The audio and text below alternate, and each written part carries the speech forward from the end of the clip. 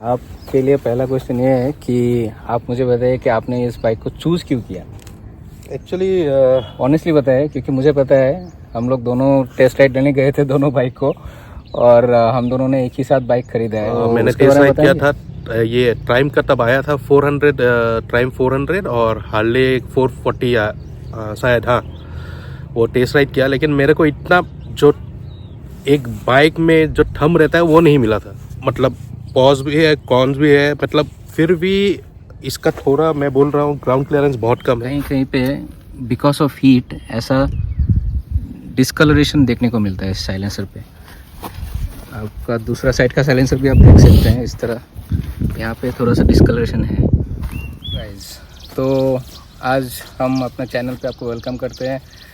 हमारा चैनल का नाम है एसिड स्कल 650 और लाइफ फीड विद शान। तो हमारे साथ और एक भाई भी है जो कि हमारे साथ ये दोनों बाइक के रिव्यू करने वाले हैं। और हमारे साथ दो बाइक है जिसका नाम है एक सुपर मीटर 650 और इंटरसेप्टर 650। लेकिन हम आज रिव्यू सिर्फ सुपर मीटर 650 करने वाले हैं, क्योंकि इंटरसेप्टर 650 की अभी तक 10,000 किलोमीटर नहीं हुई है। सुपर मीटर 650 की अभी तक 12,000 किलोमीटर से क्रॉस हो चुकी है, इसलिए इसका फर्स्ट हम रिव्यू करेंगे। और इंटरसेप्टर 650 की रिव्यू के लिए आपको और थोड़ा वेट करना पड़ेगा, उसके 10,000 किलोमीटर होने के बाद उसका हम भी रिव्यू करेंगे। तो चलिए इसका रिव्यू के लिए हम लोग शुरुआत करते हैं।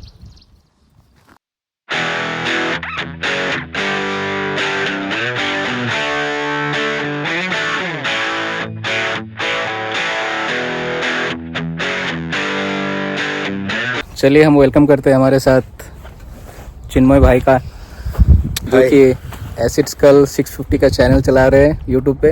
आप उन पे ज़रूर सब्सक्राइब कीजिएगा। यहाँ पे आप देख सकते हैं कि यहाँ 11,904 किलोमीटर्स कंप्लीट हो चुका है इस बाइक का। तो इसके लिए हम इसका एक रिव्यू वीडियो बना रहे हैं, ओनरशिप रिव्यू। इसका 4th सर्विसिंग भी रिसेंटली ख़त्म हुआ है।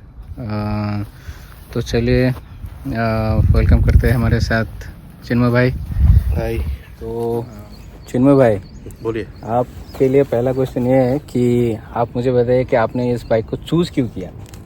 एक्चुअली ऑनेस्टली बताइए, क्योंकि मुझे पता है हम लोग दोनों टेस्ट राइड लेने गए थे दोनों बाइक को, और हम दोनों ने एक ही साथ बाइक खरीदा है। मैंने इंटरसेप्टर लिया था और इन्होंने सुपर मीटर 650 लिया था, लेकिन हमारे डिसीशंस अलग थे। तो चिन्मय भाई आप बताएं। एक्चुअली ये क्रूज़र बाइक है। फर्स्ट ऑफ ऑल ये पूरा फुल कंफर्टेबल है, इसीलिए मेरे को अच्छा लगा और मैंने यही सोच लिया था तभी कि यही लूँगा। और हम दोनों को ऑलमोस्ट 19 मंथ्स हो गया। अभी मैं झूठ नहीं बोलूँगा, 2-3 थोड़ा मतलब पॉज भी है, कॉन्स भी है, मतलब फिर भी इसका थोड़ा, मैं बोल रहा हूँ, ग्राउंड क्लियरेंस बहुत कम है। इसके प्रोज और कॉन्स के बारे में अभी हम लोग बात करेंगे, लेकिन उससे आने से पहले हम लोग ये समझने की कोशिश कर रहे हैं कि आपने ये बाइक चूज़ क्यों किया था। हम लोग ने आई थिंक आपने दूसरे बाइक भी टेस्ट राइड किए थे ना? तो मैंने टेस्ट राइड किया था। ये ट्राइम का तब आया था 400, ट्राइम 400 और हार्ले 440 शायद, हाँ वो टेस्ट राइड किया। लेकिन मेरे को इतना जो एक बाइक में जो थंब रहता है वो नहीं मिला था। इसी कारण मैं फिर हम लोग दोनों ही गए थे रॉयल एनफील्ड में। वो हम लोग का बेंगलोर व्हाइटफील्ड का जो जगदम्बा ऑटोमोबाइल साइड, उधर हम लोग गए, टेस्ट राइड किए, दोनों अच्छा लगा हम लोगों को। दोनों बाइक हम लोग सोच के कुछ गए थे, लेकिन हाँ, even I tried this one KTM 390 adventure, नया आया था तब। हाँ ठीक है। तो चिन्मय भाई आप ये बताइए कि आपको ये चला के कैसा लगता है? हाँ, चला के तो बढ़िया लगता है, बहुत कंफर्टेबल है। For long ride it's pretty good. हाँ, तो आपने अभी तक कितने सारे लॉन्ग राइड्स कर चुके हैं इसके साथ? हाँ, मतलब एट स्टेज कितने किलोमीटर आपने कभी चलाया होगा इसको? 200, क्योंकि थोड़ा तो ब्रेक लेना ही पड़ेगा, क्योंकि जितना भी है 2 व्हीलर है। हाँ, हम लोग थोड़ा तो एटलीस्ट फॉर एग्जांपल हाथ और पैर को थोड़ा रिलैक्स रहना पड़ेगा, नहीं तो बाद में पेन होता है। हाँ करेक्ट। और इसका ब्रेकिंग कैसा है? हाँ, ब्रेकिंग कंपेयर टू से इंटरसेप्टर और GT से बढ़िया है, बहुत अच्छा है। लेकिन एक मेरे को फील होता है, मैं दूसरा मतलब दूसरा आदमी फील करता है जिसका पास ये 650 ये सुपर मीटर 650 है कि जब भी मैं front brake all of a sudden मैं ये मतलब ब्रेक डालूं तब ऐसा फील होता है कि थोड़ा आगे मतलब आपको ज़्यादा हैवी लगता है ये बाइक।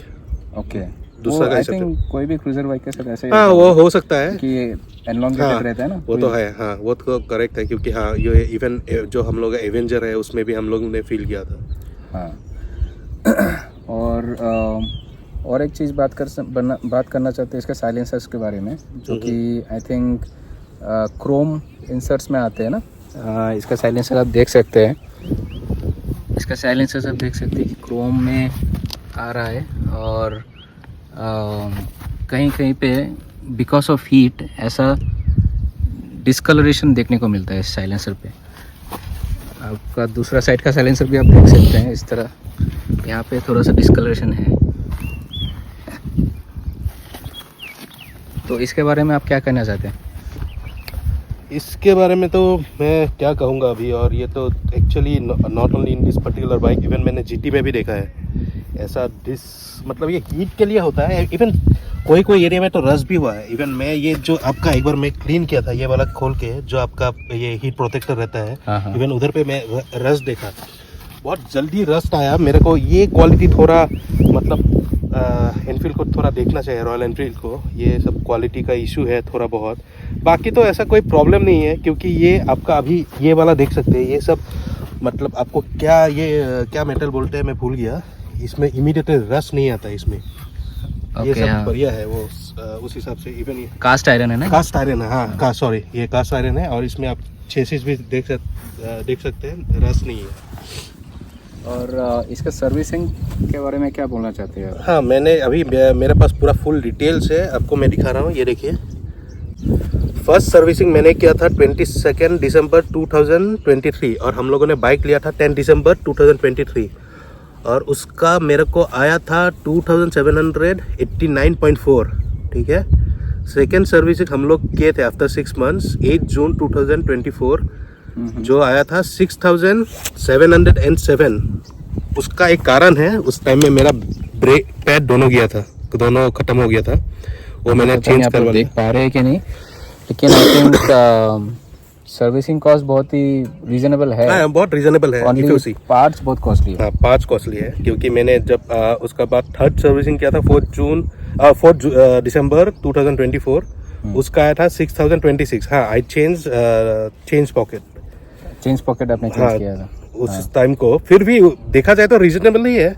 हाँ क्योंकि चेन आ रहा है दोनों। पॉकेट आपको कितना पड़ा था? वो ऑलमोस्ट 4600 ऐसा कुछ, पॉकेट चेन और आगे वाला पॉकेट दोनों, ये 3 मिलाकर। एक्चुअली सुपर बाइक के हिसाब से आई थिंक बहुत कम रीजनेबल है। और वो तो और एक आपको मैं बोल रहा हूँ, अभी जो रिसेंटली मैंने सर्विसिंग किया 11 जुलाई 2025, उसका सिर्फ आया 1189। उस हिसाब से तो आपका स्प्लेंडर भी नहीं आएगा। हाँ तो ये जो आपने फोर्थ सर्विसिंग किया था उसमें सिर्फ आपने oil change, oil top up हुआ था क्योंकि वो लोग बोला था उस टाइम को, जब मैंने थर्ड सर्विसिंग किया 10,000 था और बीच में मैं घर में गया था 2 महीना के लिए एटलीस्ट। हाँ इसलिए मैं चलाया नहीं। और सेकेंड थिंग है कि आपका चेन का वो लोग ऑयलिंग किया है, फिर आपका दोनों फिल्टर वो लोग दोनों फिल्टर वो मतलब सामने वाला जो ऑयल फिल्टर है और एयर फिल्टर दोनों वो लोग क्लीन करके दिया है। अगर और से थर्ड वो लोग क्या है, हाँ वॉशिंग मैंने करने के लिए मना किया क्योंकि ये पीपीएफ लगा हुआ है। ओके उतना ही, ये 3-4 चीज़। और हाँ ये ब्रेक एडजस्ट करके दिया। इधर अब ये देख सकते हैं, इधर मोबिल लगा, ये ग्रीस लगा हुआ है, ये एडजस्ट करके दिया। फिर आपका चेन एडजस्ट करके दिया, सब कुछ उतना ही। ओके और आपका एक बहुत ही इंटरेस्टिंग सा चीज़ देख रहा हूँ मैं आपके बाइक में लगा हुआ है, और वो है आपका ये फॉग लैंप जो कि रॉयल एनफील्ड से आया था। हाँ। मैंने भी लगाया था। तो इसका ये फॉग लैंप ऐसा है, आप इल्यूमिनेट करके दिखा सकते हैं इसको? यस।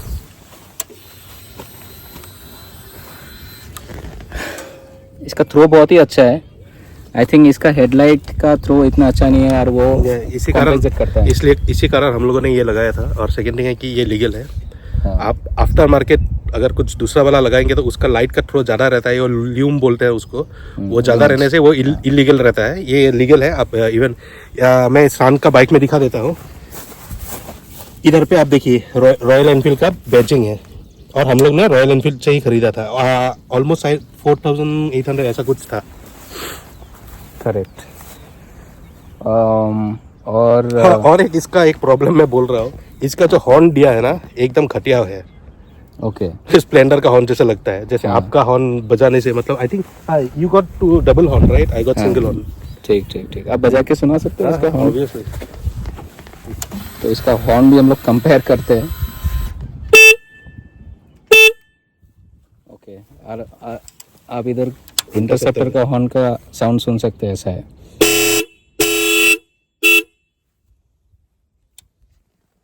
तो काफ़ी अंतर है बहुत अंतर है, काफी हॉर्न नहीं, में। बहुत।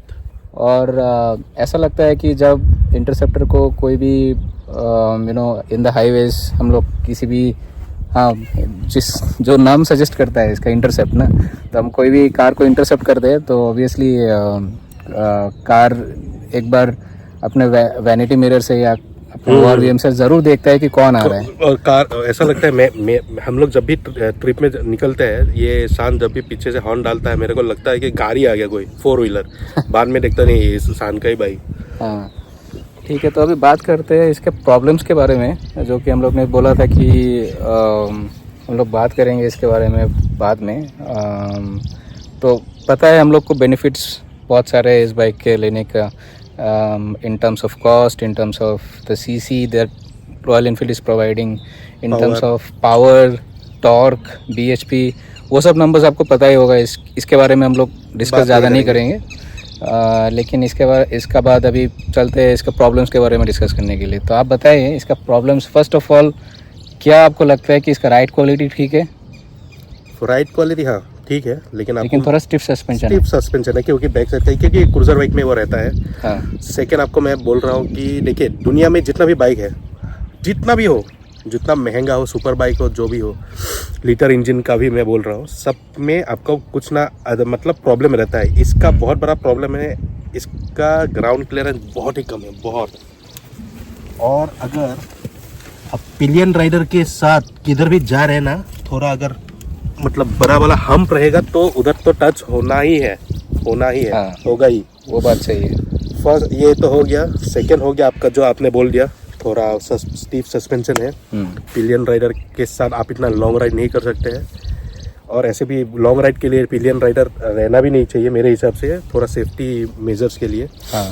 फिर आपका थर्ड मैं बोल रहा हूँ, थर्ड ये ध्यान से सुनिए आप लोग, इसका चेंज पॉकेट 8000 में आपको चेंज करना ही पड़ेगा। आप जितना भी आप मतलब मेंटेन करके रखे, जितना भी मेंटेन ना करें, 8000 to 10000 मिनिमम आपको चेंज करना ही है। ये बहुत बड़ा एक इशू है। Already royal Enfield I think बहुत सारा कस्टमर ने कंप्लेन रेज किया है, और रॉयल एनफील्ड देख भी रहा है, मालूम नहीं क्यों।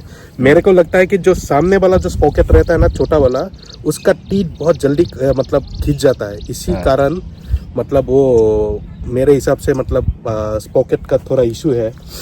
और आपका थर्ड मैं बोलूँगा फोर्थ फोर्थ इसमें क्या एक प्रॉब्लम है, बैटरी ना, आपको जो की रहता है, जैसे आपका इंटरसेप्टर में है, की से खोल के आप ये मतलब खोल सकते हैं, इसमें नहीं सकते। इसमें आपको पूरा ये एलन की से खोलना पड़ता है। यही एक बहुत बड़ा इशू है। आई थिंक उस साइड में है, इस साइड इधर। ओके, उधर एक है, और आपका हाँ करेक्ट, मतलब इवन आपको ये शायद हाँ यही इधर से एलन की से खोल नहीं, ये तो आपका ये चाबी है, ये तो आपका ये मेरा फिल्टर है, इधर पे है। ये है आपका बैटरी खोलने से ये खोलना पड़ेगा, ये खोलना पड़ेगा, ये खोलना पड़ेगा। यही बहुत बड़ा एक दिक्कत है। अगर की होल्डर अगर रहता तो बहुत इजी रहता है, एक्सेसिबल रहता है आदमी को। और आपको क्या बोलूँ, और हाँ बाकी तो सब ठीक है। हाँ, और एक बहुत बड़ा चीज़ मैं बोल रहा हूँ, एयर कूल के जगह ऑयल कूल दे सकता था। हाँ, वो बहुत हीट होता है, बहुत हीट होता है। ट्रैफिक में तो बहुत हीट होता है। हम लोगों को मालूम है कैसे हम लोग मतलब सहनते हुए। और एक चीज़ है कि I think service centre decent ही है इसका, लेकिन फिर भी पार्ट्स नहीं रहते उन लोगों के पास। हाँ मैंने एक बहुत बड़ा इशू एक रेज किया था, उन लोगों के पास चेंज पॉकेट नहीं था, एक दिन रखना पड़ा उधर। फिर मैंने कंप्लेन किया, इमीडिएटली वो लोग दूसरा कई मतलब जितना बेंगलोर में जितना भी है वो लोग मतलब उन लोगों का बीच टाई अप रहता है, वो लोग मिला कर कुछ कहाँ से मतलब लेके आया, नेक्स्ट डे मेरे को डिलीवर दिया। ओके। और एक बात है कि आई थिंक आपके साथ थोड़ा सा स्कैम हो गया था। I not tell it term it is a scam, लेकिन आपके साथ थोड़ा सा ये हुआ था कि आपके ब्रेक पैड्स खराब हुए नहीं थे। खराब नहीं हुआ था, वो लोग चेंज करने के लिए बोला था, वो ये आपका सेकंड सर्विसिंग में। लेकिन उन लोगों के साथ मैं बाद में मेरे को उधर पे एक जान पहचान वाला मेरा एक उधर का जो जान पहचान का मैकेनिक मिल गया हम लोगों को। फिर उसने मेरे को बोला खराब नहीं हुआ था, लेकिन क्यों चेंज किया मालूम नहीं है। फिर मैं क्या किया, मैं पुराना जो ब्रेक शू था उन लोगों को लाने के लिए बोला। और इतना फनी था, जो उन लोगों का जो रहता है ना, ये जो क्या बोलते हैं उन्हें एग्जीक्यूटिव राइट, वो जो एडवाइजर्स, वो मेरे को दूसरा क्लासिक का लेके आके दिया था। हम लोग को थोड़ी ना बुर्बक है, इतना दिन से बाइक चला रहा है, क्योंकि ये सब का आप देख लीजिए, उसका पैर भी बहुत बड़ा रहता है, इसका डिस्क व्हील भी बहुत बड़ा है और इसका डिस्क पैड भी बाइबर से आया है, क्लिपर्स ना, क्लिपर्स। तो खराब होने के चांसेस बहुत ही कम रहते हैं इसका। हाँ, और खराब होने का चांसेस कम रहता है, मतलब ये दोनों ही किलोमीटर्स बहुत ज़्यादा आता है। हाँ, क्योंकि सिरेमिक कोटिंग है ना, इसलिए। फिर वो लोग मेरे को वो वाला दे दिया, ऑलरेडी तो चेंज कर चुका था और मैंने पेमेंट भी किया था। हाँ, उसके बाद ये खराब हो गया, मैं वो पुराना वाला लगा के ऑलमोस्ट 3 to 4,000 किलोमीटर और चला लिया, राइड कर लिया। करेक्ट। तो ओवरऑल वर्डिक्ट क्या है कि इसको वीडियो को और ज़्यादा लॉन्ग नहीं बनाएंगे, लेकिन आपके हिसाब से ये लेना चाहिए नहीं लेना चाहिए? वर्थ इट, मैं बोल रहा हूँ वर्थ इट है, क्योंकि अगर देखें इस रेट में 650 मिलना बहुत ही नामुमकिन। टोटल पेमेंट कितना किया था? Around 5 lakh, almost 5 lakh, accessories and all. इस बाइक का कलर के हिसाब से किया था ना? नहीं, कलर का तो वो तो आपका जो टॉप मॉडल है वो रेड, सेलेस्टियल रेड और सेलेस्टियल ब्लू, वो दोनों साइड। ओके, ये मिड वेरिएंट जैसा था। हाँ, ये मिड वेरिएंट था। वैसे फीचर्स में कुछ भी कमी नहीं था, सिर्फ कलर्स था। लेकिन हाँ, रॉयल एनफील्ड 650 हिसाब से, मतलब जितना भी 650 है रॉयल एनफील्ड का, एक मैं बोलूँगा ट्रैक्शन कंट्रोल वो लोग दे सकता है। हाँ करेक्ट, वो मिसिंग है। क्रूज कंट्रोल भी दे सकता था, ठीक, ये 2-3 चीज़ दे सकता था, लेकिन मालूम नहीं, इन फ्यूचर शायद उन लोग 750 भी आ रहा है, अभी सुनाई दे रहा है, शायद कुछ मतलब अपडेट करेगा मेरे हिसाब से। तो इतना ही था हमारा रिव्यू वीडियो। इसके बारे में और भी आपको जानकारी चाहिए तो डेफिनेटली आप कमेंट्स में मुझे को बताइएगा, ताकि मैं चिन्मय भाई से पूछ सकूं कि उनको और क्या आंसर देना है इसमें। तो यही है, और हम अपना वीडियो पे यहीं पे एंड करते हैं। होपफुली आपको ये पसंद आया होगा, होपफुली आपको ये इन्फॉर्मेटिव लगा होगा। तो आपको अगर और भी कुछ जानकारी लेना है तो डेफिनेटली आप कमेंट सेक्शन में बताइएगा। और ऐसे ही इंटरेस्टिंग वीडियोस के लिए आप हमारे चैनल को सब्सक्राइब भी कीजिएगा, लाइक भी कीजिएगा, कमेंट भी कीजिएगा। ठीक है, थैंक यू सो मच, जय हिंद।